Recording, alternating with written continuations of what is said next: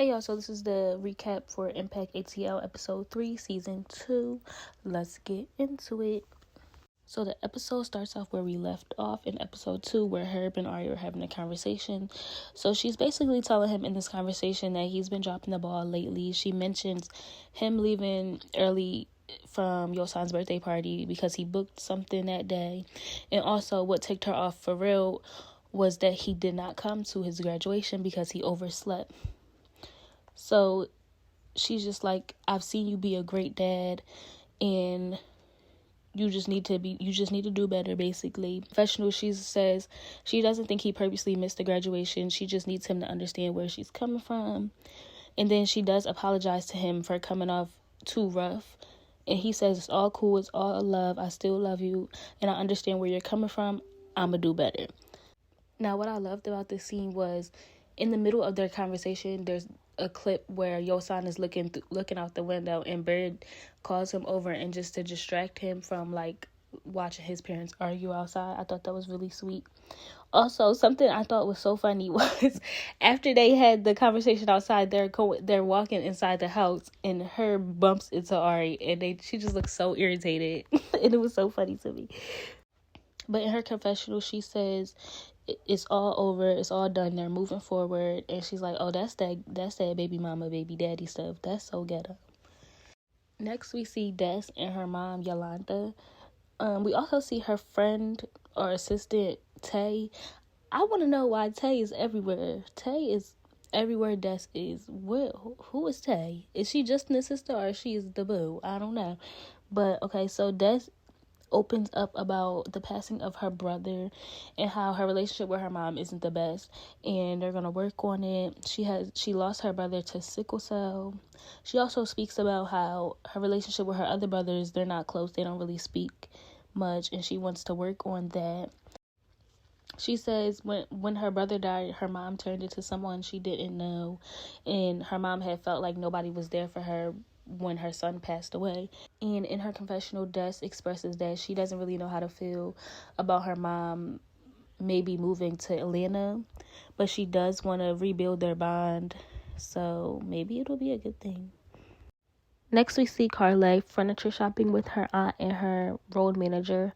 She sits down and talks with her aunt, and they talk about how she's been in a funk since YSL got locked up, and how she just wants to declutter her life and relaunch her life. She wants to feel whole again. She talks about how she feels like people turned on her when Thug went away, and she says she's had to face a lot of realities and do a lot of healing. She also tells her aunt about the death situation. She says if it was just business, she would have got paid for it. She also tells her aunt that she felt weird energy when she went to Tuson's party and she greeted Tuson. So she texts Tuson to meet up with him, and he agrees. Now, girl, I don't want to hear about the death situation again. You say you want to move on? Just move on. Stop talking about it. That's how I feel about it. Then we see Lakia and Tuson meet up at like a hookah lounge. They talk about how Pride was lit, and Tuson tells Lakia about the party and how Des and Karlae were having a conversation. He basically, in the conversation, he really just makes it seem like Karlae is just the problem, and she done brought all this drama to his party. When in reality, it wasn't even like a big argument. I could see if they was yelling and cursing each other out, but it wasn't like this big thing that ruined the whole party. Like, it wasn't that serious. But I just feel like he don't like her. Well, it's obvious he don't like her, but he also tells Lakia about the DM phone number situation, and how he feels like she's just not genuine. And Lakia just says she thought everybody was cool, and sometimes not everybody's energies align and should be in the same room together.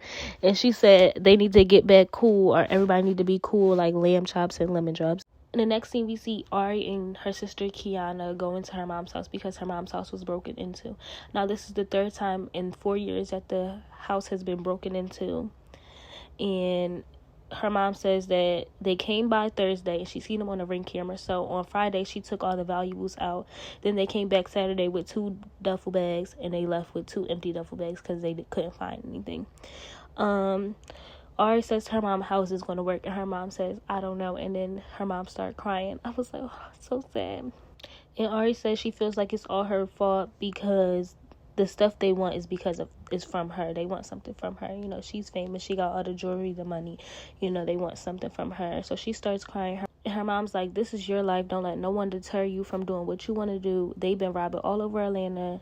And she says that they are ride or die, and they riding and rolling with Ari. I'm like, that's right. She's like, you just gonna have to pay for a couple security and all that, but we riding with you. So then they go to get the cars checked for trackers. While they're at the place, they discuss moving to another place, more so Miami, and Ari's just like, I don't know if I want to do this because it's like everything is in Atlanta.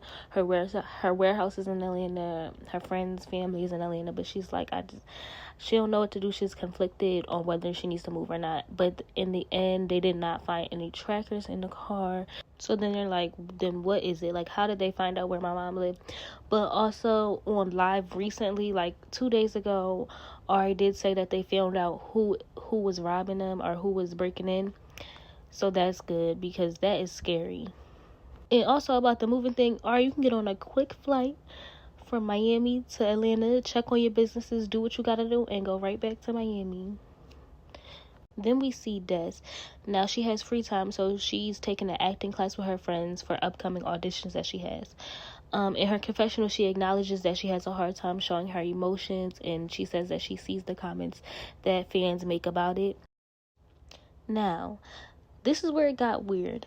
They did a graveyard exercise. Now, for this exercise, you have to choose someone that's alive today and place them in a casket, and you talk to them and tell them how much they meant to you and how much you love them. Okay, this is very weird to me. I don't know. So she chose her mom to put in the casket, and she's talking to her mom and, like, you know, thanking her and saying that she loves her so much. And I'm like, this is not good. Like, there's other ways for her to get emotions or learn how to be more vulnerable. Like, she could go to therapy, and these emotions and these tears or whatever can be brought out in a healthier way instead of imagining someone that's alive dead. I don't know. I thought that was weird. But she also says she feels like once she becomes more vulnerable, she will attract more stuff. So that's that scene. In the last scene, we see Karlae and Tuson link up for their conversation. One of the first things Tuson says to her is, you ain't have enough drinks the other night. I thought that was so rude. I'm like, Tuson, for real? And then what's even worse is BET puts in clips of Karlae drinking from that night. I thought that was a little weird. Karlae tells Tuson that every time in the past when they've linked, it's always just been good vibes, and she felt like at the party it was just weird and like a shift in energy. Tuson tells her how when she told him to DM her, instead of giving him her phone number, he felt some type of way and it was phony. Karlae says that's a petty reason for you to not like me or for you to have a problem. And she's like, my phone could have been dead. Then she asks him, do you really think I would have you behind me in the backseat of my car and really be that fake?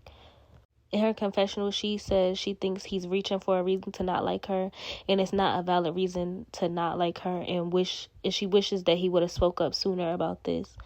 Tuson says it's not that deep, and she should have just acknowledged the way he felt, and then they could have moved on from there. He also feels like she didn't come to resolve the situation, she came to scrap. I don't think that was the case. So Tuson changes the conversation. He asks about the whole Des thing, what's going on with them. Karlae explains to Des and her working in the studio, and then Des going blank and not clearing the songs. Tuson says he's confused on the whole situation with them in his confessional. And then Karlae's like, but the thing is, she invited me to my ex's new girlfriend concert. Then Tuson's like, if that's what it was, then why didn't you say it that night? Versus you saying you don't know what's going on. Then Karlae's like, you're not trying to understand and you're biased. And he's being condescending. And she's like, I'm not about to have this biased conversation with you. Me and my ostrich are leaving.